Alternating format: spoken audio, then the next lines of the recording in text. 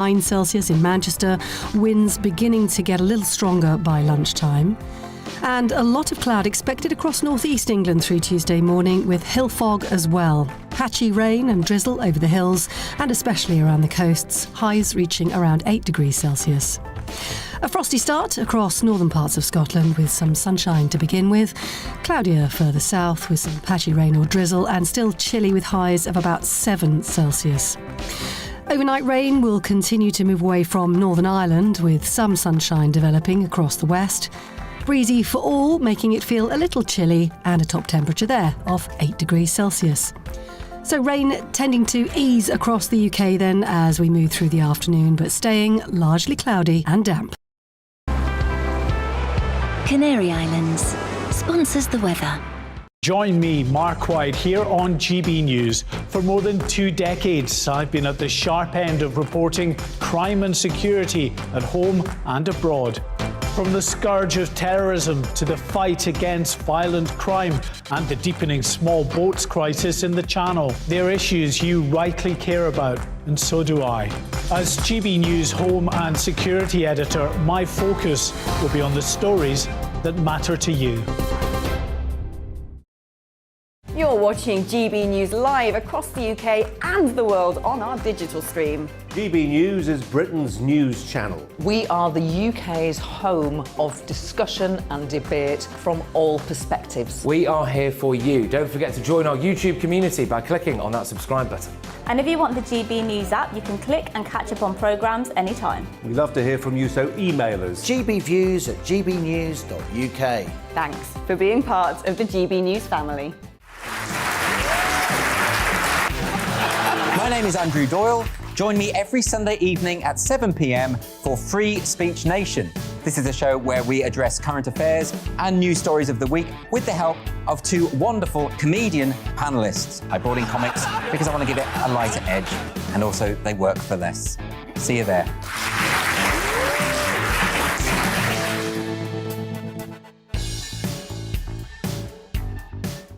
Join my show Farage, 7 p.m. till 8 p.m. Monday through Thursday, and there you will get opinion, analysis, debate, and I'll cover stories that nobody else dares to touch. And then for the last 15 minutes, talking pints. We're over a drink. We have a civilised conversation with someone. We very often disagree, but we do it in a grown-up way. Come and join me on Farage.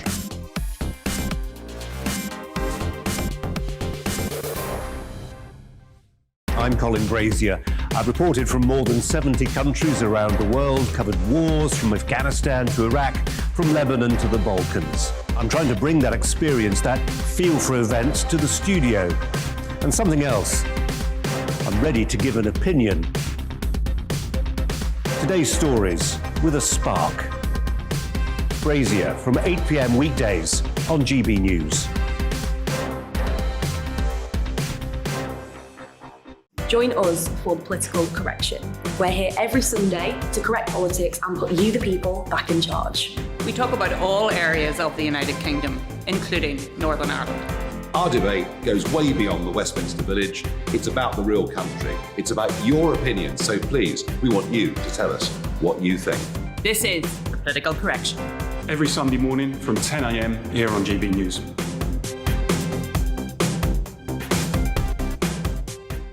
You're watching GB News live across the UK, the world, and our digital stream. GB News is Britain's news channel. We are the UK's home of discussion and debate from all perspectives. We're here for you. Don't forget to join our community by hitting the subscribe button.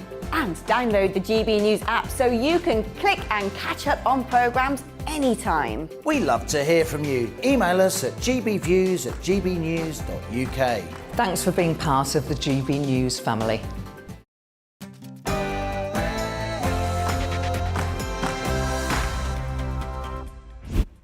As you know by now, GB News prides itself on being the home of free speech, and I think no segment demonstrates that better than Uncancelled, where Britain's top commentators are allowed to speak out on controversial issues without the fear of the cancel culture sweeping the rest of the media.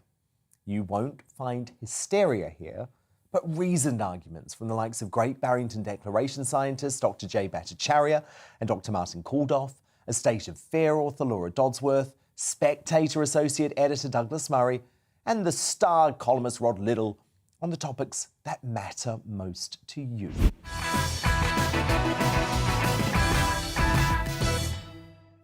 The COVID scaremongering that has swept the world over the last 19 months has been relentless. From the off, governments have used behavioural science and nudge techniques to fuel our fear of the virus and thus be able to try and control our behaviour more easily.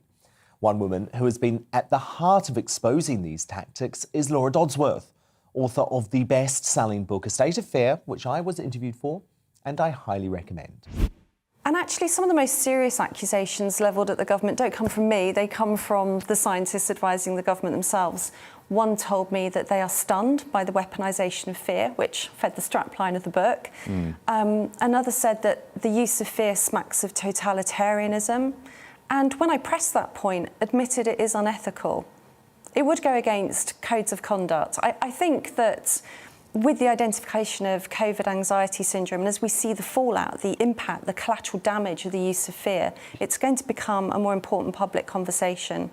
One of the disturbing elements for me in researching the book was just how deeply embedded behavioural psychology is in various departments.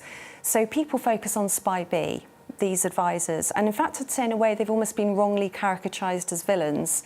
Actually, behavioural psychology is fundamental to different government departments and units, and there's not a great deal of transparency about how it works. Fear is just the most destabilising and, I'd say, dangerous of the tactics that can be used to nudge people into the desired behaviour. Well, yes, of course it is.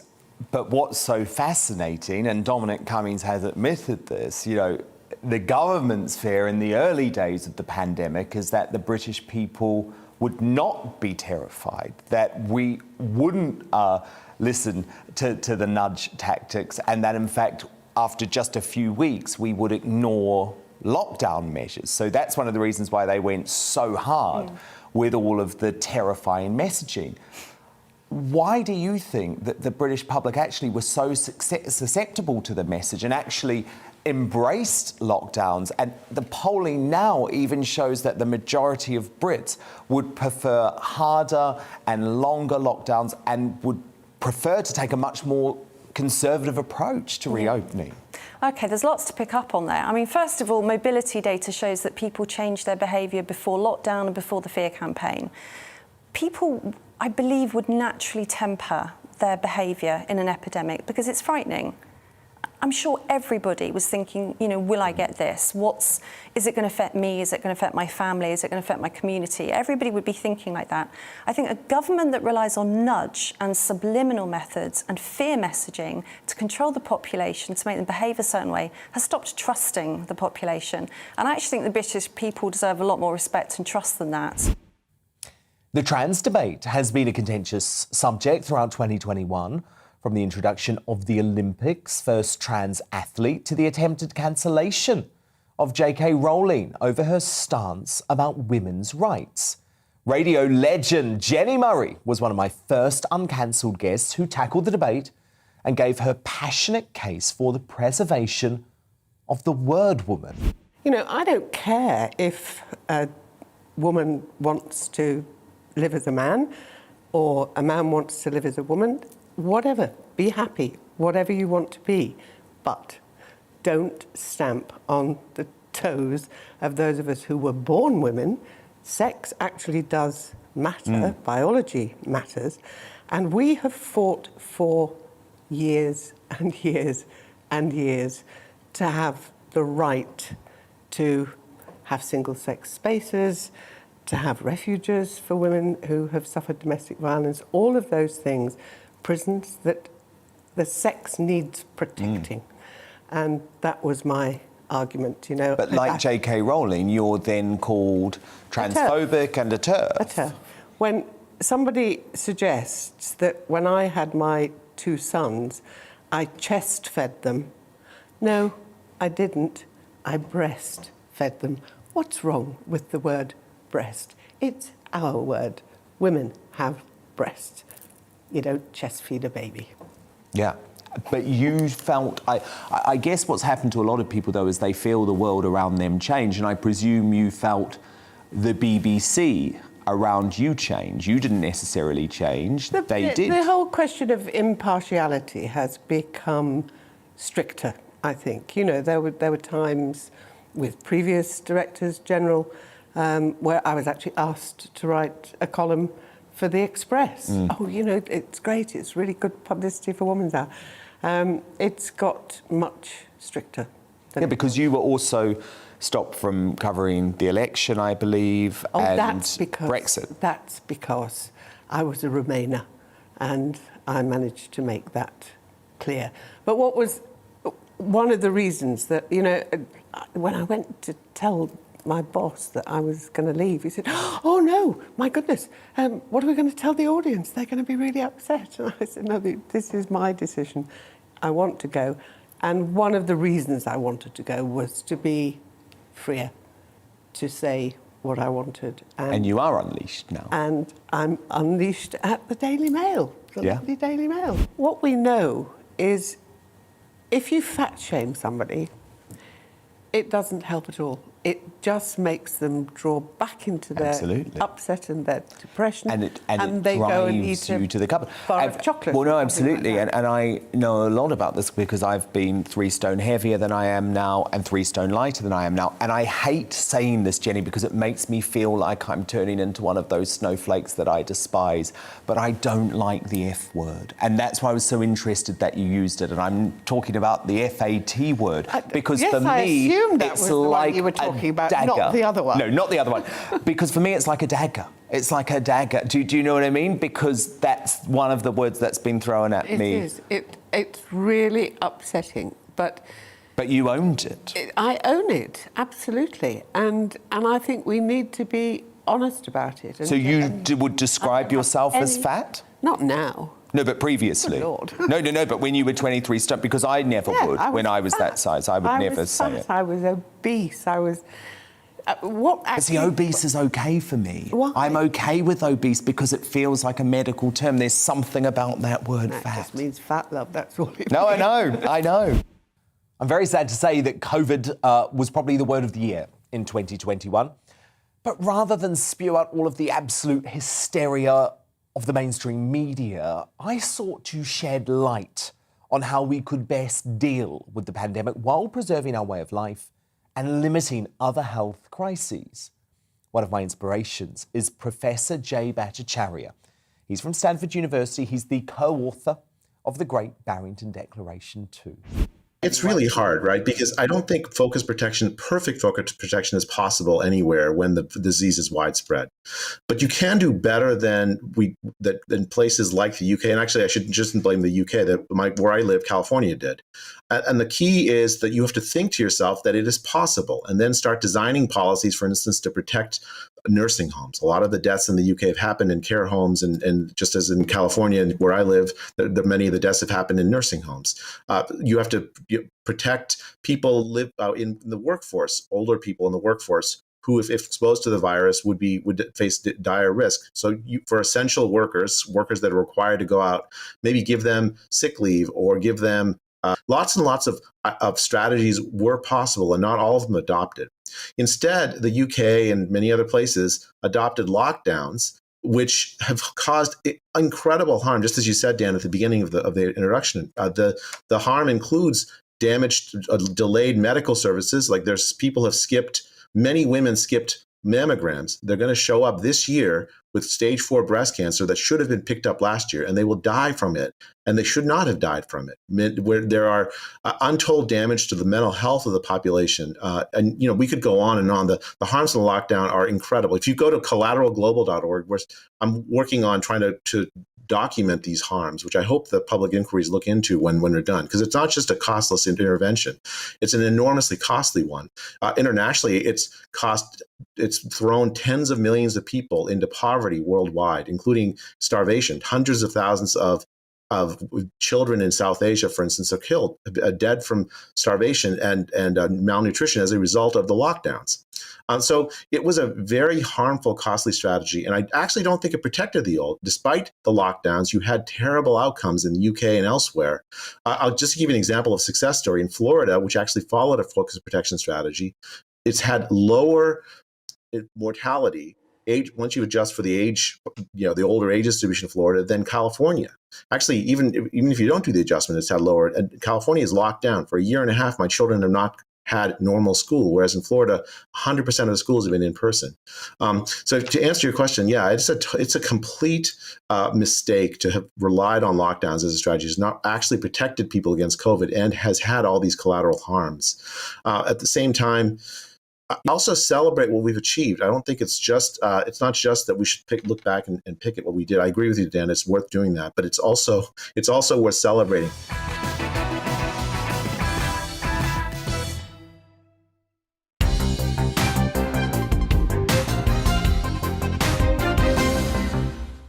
I live in North London. I'm from Islington. I'm a barrister.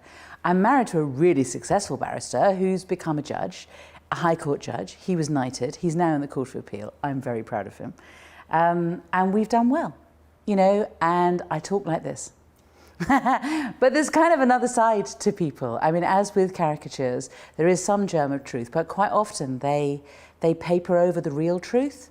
So just like people say about Islington, they say that they think about like Georgian squares and cappuccino bars and all of this, right? And that's absolutely true. But also, we've got the worst mental health statistics in the country. We've got, I think, the 4th or 5th worst child poverty statistics in the country. The reason that people vote Labour in my constituency very often is because they really need to have a Labour government that will give them a chance. And that is a hidden side to Islington that people don't realise. Nearly half of the children in my primary schools are on free school dinners, so therefore their parents are on benefits. It's a very different picture.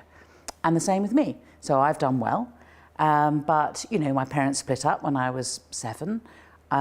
We were chucked out. The bailiffs turned up. I remember they were wearing bowler hats. We were homeless. A Labour councillor helped my mum get a council house. So I was on free school dinners like half the kids in my primary schools. I failed the 11+. I went to a school where the guy in charge of careers, when I asked him what he thought I would do with myself, he said, well, you can always visit people in prison, which I did, because I became a criminal barrister. And I kind of wish that he could see me now.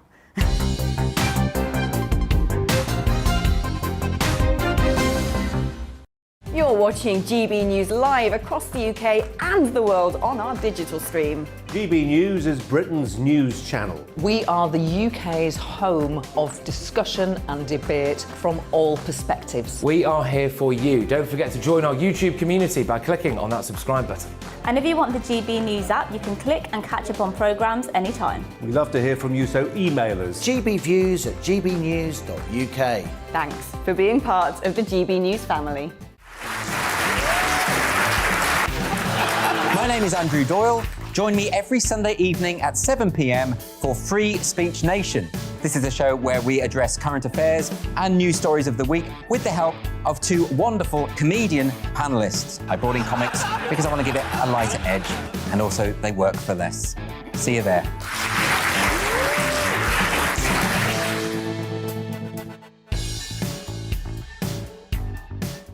Join my show Farage, 7 p.m. till 8 p.m. Monday through Thursday, and there you will get opinion, analysis, debate, and I'll cover stories that nobody else dares to touch.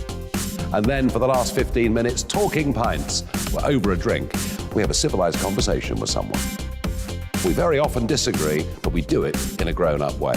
Come and join me on Farage.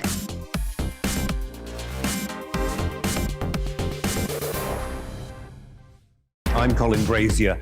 I've reported from more than 70 countries around the world, covered wars from Afghanistan to Iraq, from Lebanon to the Balkans. I'm trying to bring that experience, that feel for events, to the studio.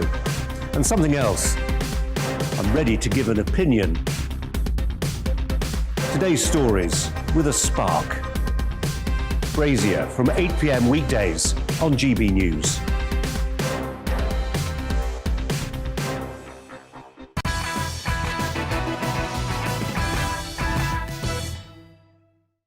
There have been many opinions on how we should live with COVID restrictions and whether we should accept that this is some sort of new normal. I don't, by the way. But many of those who questioned this approach were often silenced by the left and the mainstream media. Member of the House of Lords, Claire Fox, has been vocal in her condemnation of the government's policies. In this interview, she discussed how people coped during the pandemic while isolated from their loved ones. One of the shocking aspects of the pandemic was that when we were all demobilised and told we had to sit at home on the couch and kind of listen for the latest announcement, people were frightened, people didn't know initially what to think, and so they took to kind of like joining WhatsApp groups and trying to work things out and looking on the web and trying to understand the virus and trying to get... And then they found that innocent questions, you know, like saying, well, does anyone understand this part of the virus? Suddenly, somebody'd say, oh, there's a great video interview with some doctors in America, and then YouTube would take it down.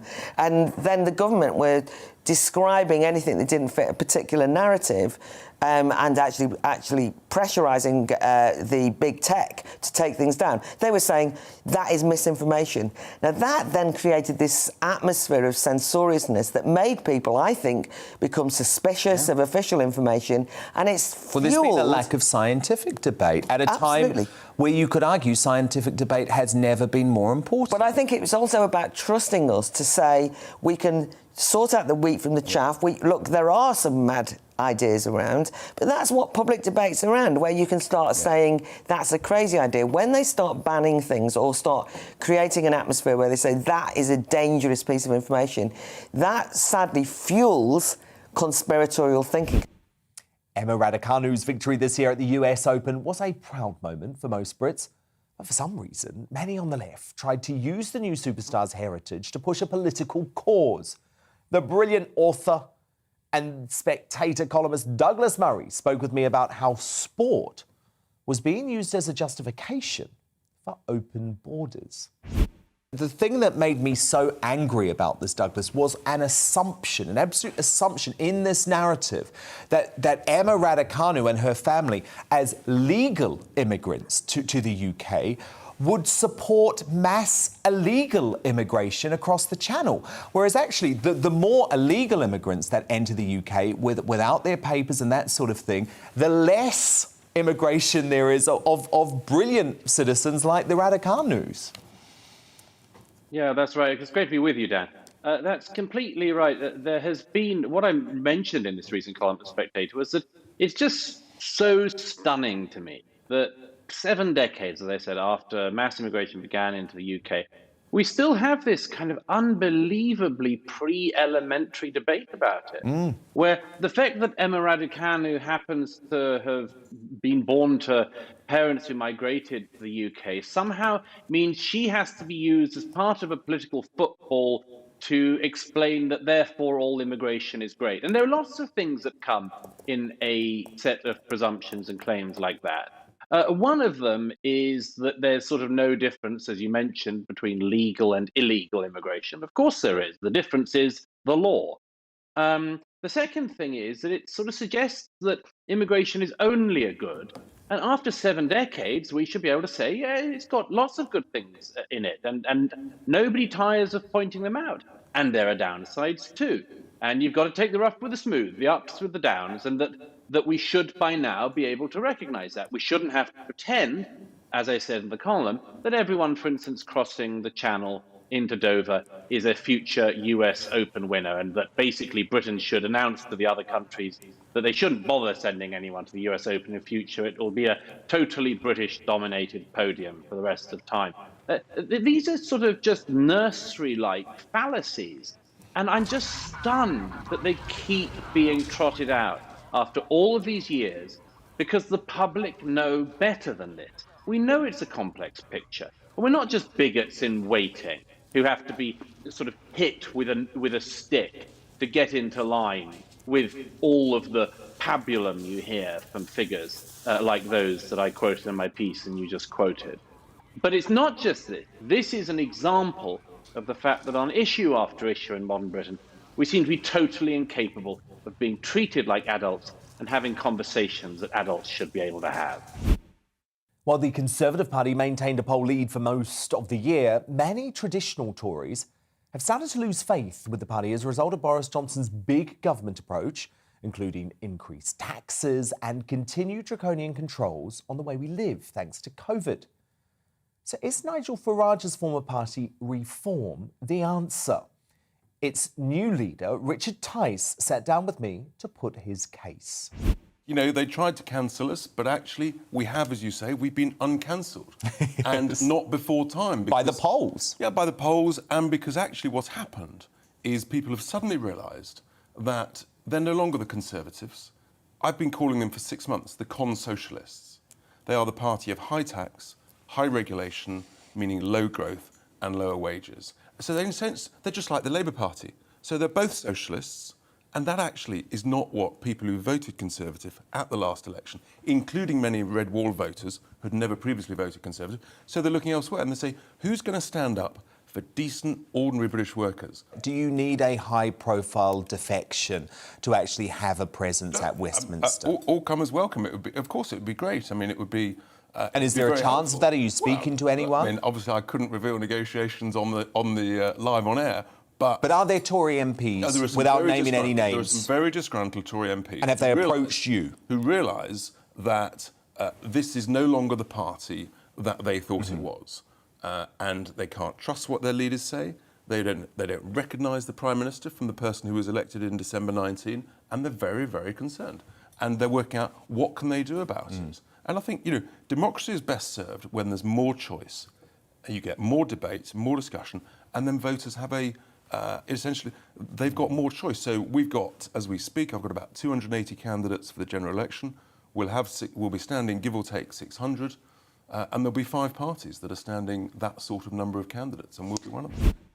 Rod Liddle has arguably been our most popular regular on Uncancelled this year. He's got his booze, sometimes he's got his cigarettes, but most importantly, he talks about the major issues of the day with an ample dose of dry wit and unapologetic comments. On this next highlight of 2021, I spoke with Rod about the continued culture war within the music world and the effects it has had on the industry.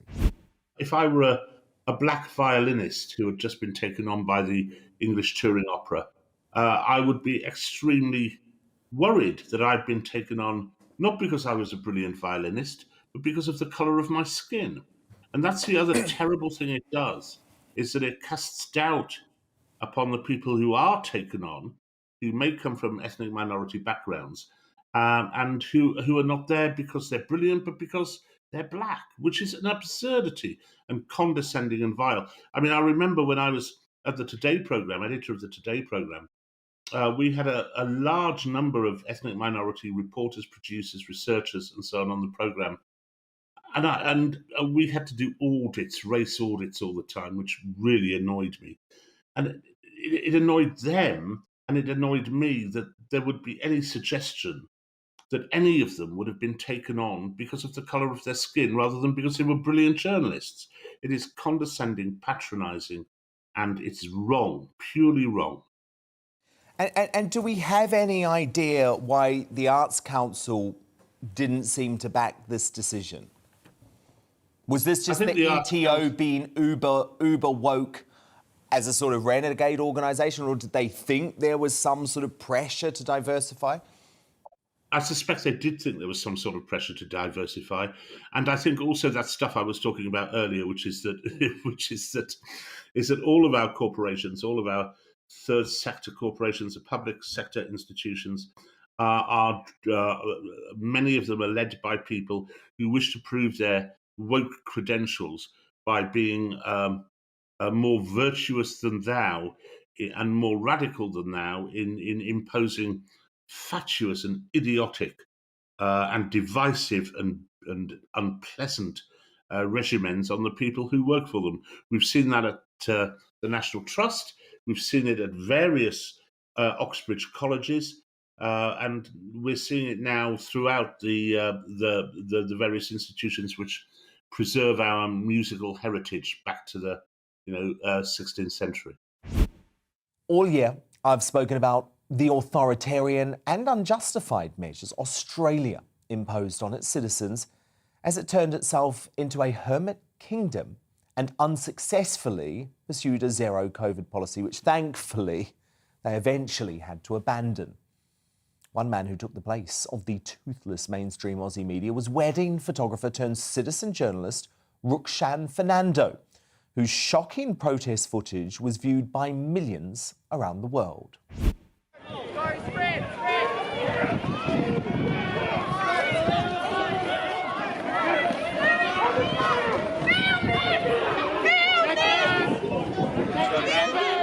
Back up! Back up! Squad, you got the police, you saw them grab a few people.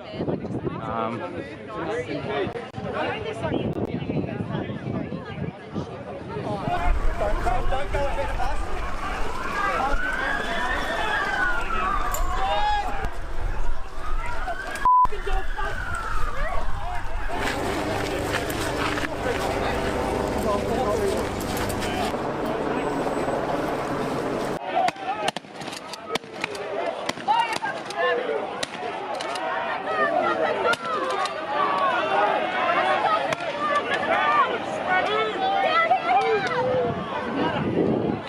Gonna go around the back, guys.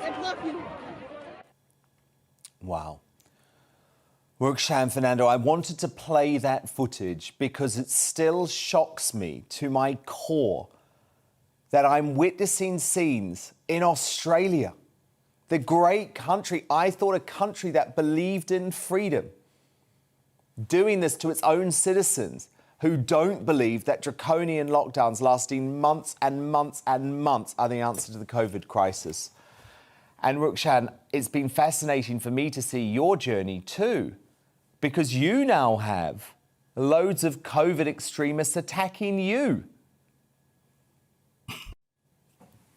That's right, Dan. Thanks for having me on the show. Look, I mean, I've grown up in Australia my whole life, and the values that I've grown up with, I can't believe the scenes that I'm witnessing. And as you said in your intro, the media here has really failed to kind of show that side of the story and show what people in my country are going through, particularly in the state of Victoria. And to think that, myself as a wedding photographer who was, obviously working and then hit by these lockdowns, that I've had to go out there and capture these scenes and document that side of the story it just tells you everything you need to know about the media landscape here, who have pretty much just decided to become the mouthpiece for the government and, totally ignore some of the frustrations which we're seeing in the community who are faced with these, as you put it, very draconian measures that we would have thought we'd never see in a country such as Australia. And that last footage you just played was at the War Memorial, the Shrine of Remembrance, and it's a symbol of freedom in many ways. And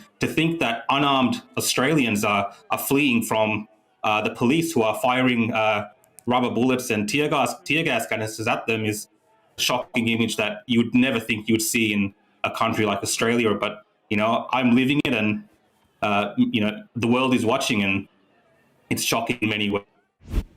Lockdowns have become synonymous with the last 2 years of our lives.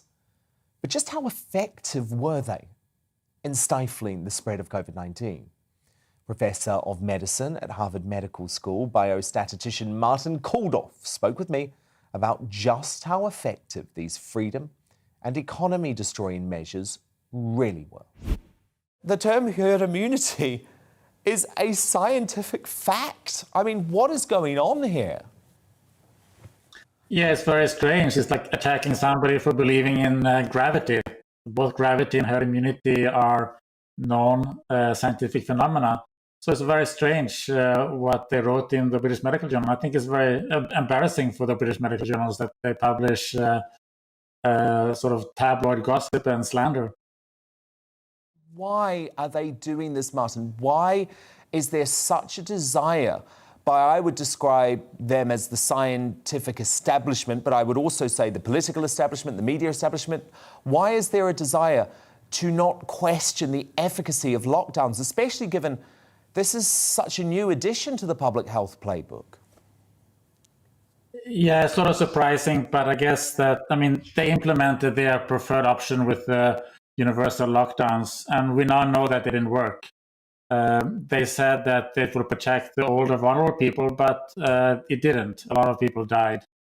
So it's clear now that what they proposed and what they implemented didn't work. So they don't have any arguments anymore. So instead of arguing the science, they are using slander and smears.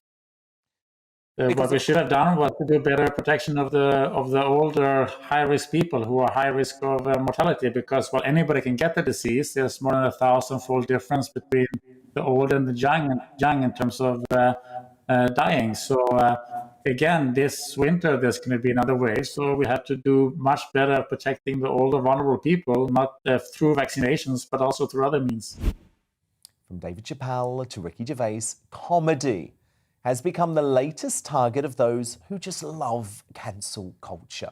Many comedians privately admit they now censor their routines in fear of being hunted down by the woke mob online. But comedian and Trigonometry podcast host Konstantin Kisin is not standing for that, and he talked with me about the so-called critics who are trying to politicize comedy for their own agenda. Dave Chappelle is the latest performer to feel the prick of the politically correct pitchforks after he faced a furious backlash from the LGBTQ community for making remarks in his latest Netflix special, The Closer, that some say are transphobic. And they've canceled people that are more powerful than me. They canceled J.K. Rowling. My God, J.K. Rowling wrote all the Harry Potter books by herself. She sold so many books, the Bible worries about her. And they canceled her because she said in an interview, and this is not exactly what she said, but effectually, she said gender was a fact. And then the trans community got mad. They started calling her a TERF. I didn't even know what that was. But I know that trans people make up words to win arguments.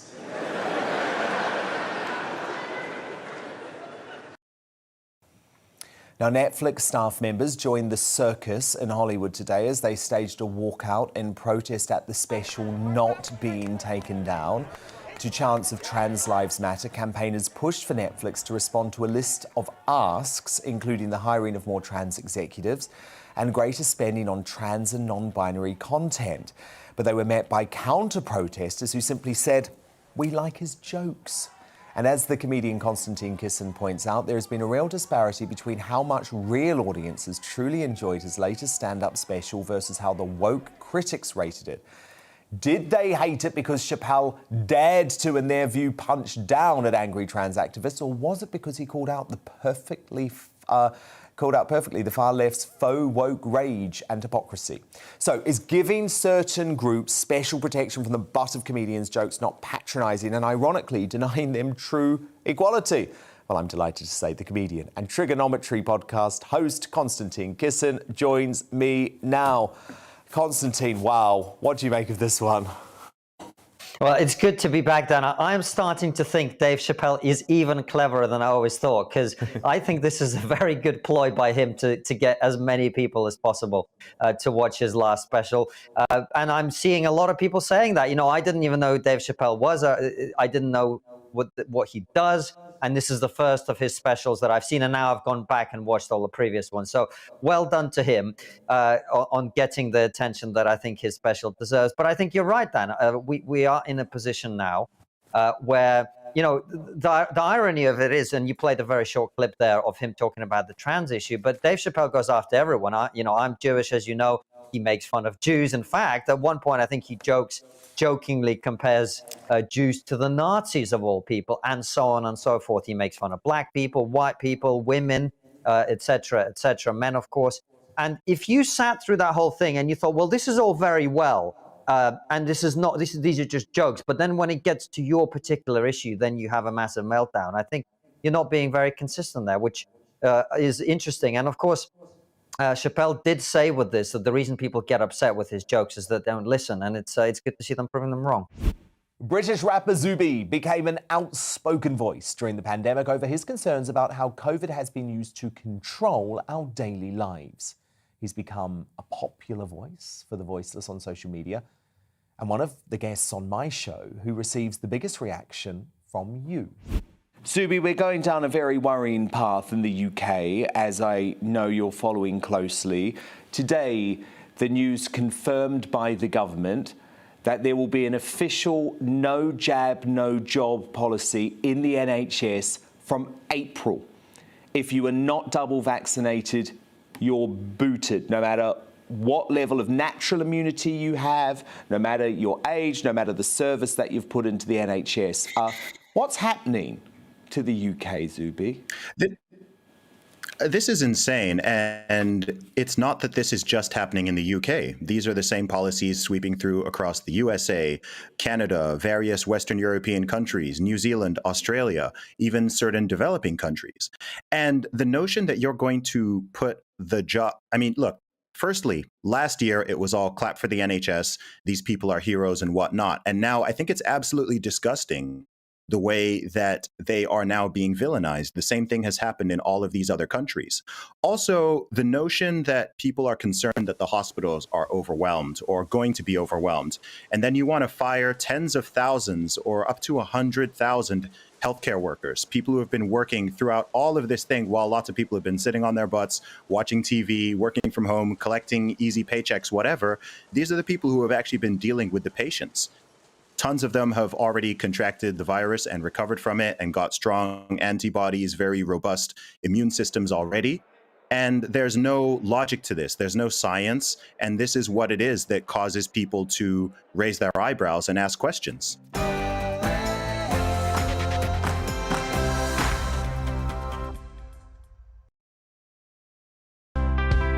It's time to remind ourselves there's always another winter. Canary Islands sponsors the weather.